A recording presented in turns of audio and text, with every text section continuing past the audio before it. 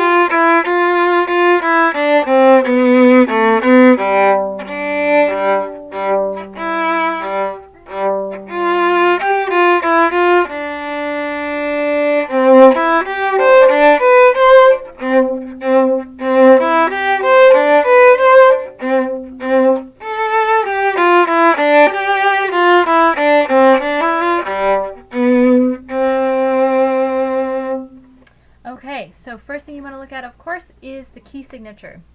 You'll notice you will see no sharps and you will see no flats. Therefore, you're in the key of C major. Okay, so be watching out. Every single note you can play is a natural. Okay, so let's go through really quick and see what your second finger is going to be doing in this song. A string first, you're going to be playing a C natural, so that needs to be a squishy. That's especially important in this song because we are in the key of C. This is your home base. It needs to be right. Okay? So practice this for a second. Go down to measure 21, and I just want to have you practice once that squishy 2 in this context. Okay? Just so you get that feel. Remember that these two fingers need to be really quite close together. Okay? Alright, let's move on to the D string. Your second finger will be playing F natural, so again, a squishy 2 there, very important.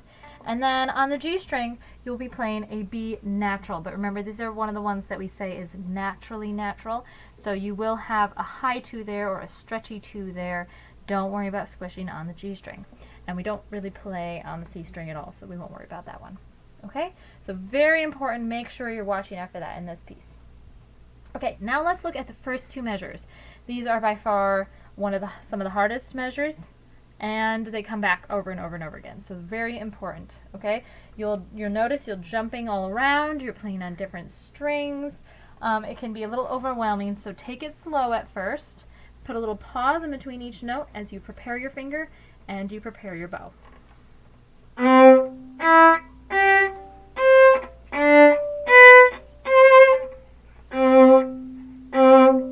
For each of those string crossings, make sure you are crossing silently and make sure you're really working on preparing your finger beforehand.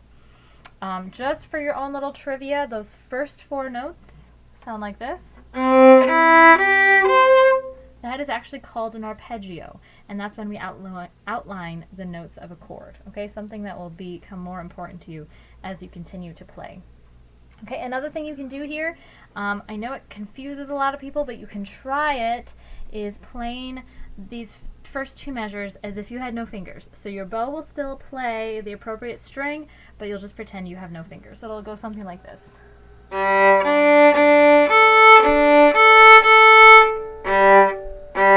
Okay, something you can do just to practice those string crossings and not have your fingers complicating matters. Okay, once you get really comfortable with those first two measures, you can move on. There are just kind of a lot of notes in this song, but shouldn't be anything too crazy.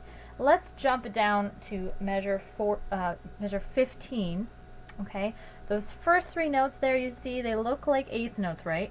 But there's 3 of them grouped together, and there's a number 3 underneath that. That is a triplet. Okay, so instead of 2 notes per beat like we normally have, there's 3 notes per beat. Okay, so there's a couple ways you can think of that.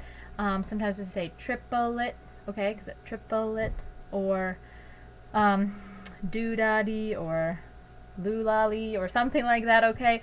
One of my favorites for this song is chocolate ice cream cone. It works out very well. Okay, so just go with that. Try it. Okay, and I forgot to mention there's a lot of hooked bows in this song, but hopefully you're familiar with those from Minuet 1. Up, up, alright, in each of those cases. Alright, so that's triplets. Look down now at measure 23. There's another triplet there, okay? And then you have here a G sharp, right? You've probably seen that before, but just as a refresher, that's going to be a stretchy 3, right?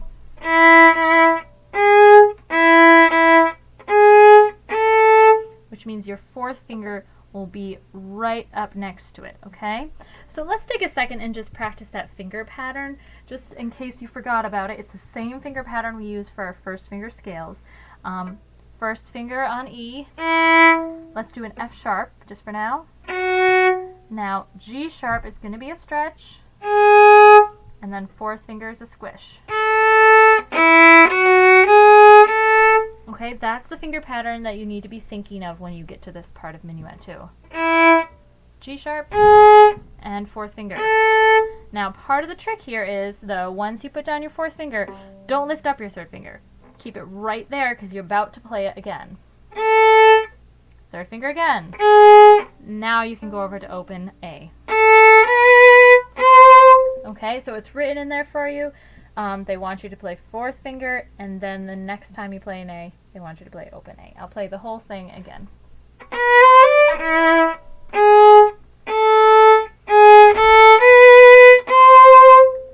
Okay, hopefully that helps. Make sure you're getting a G sharp there.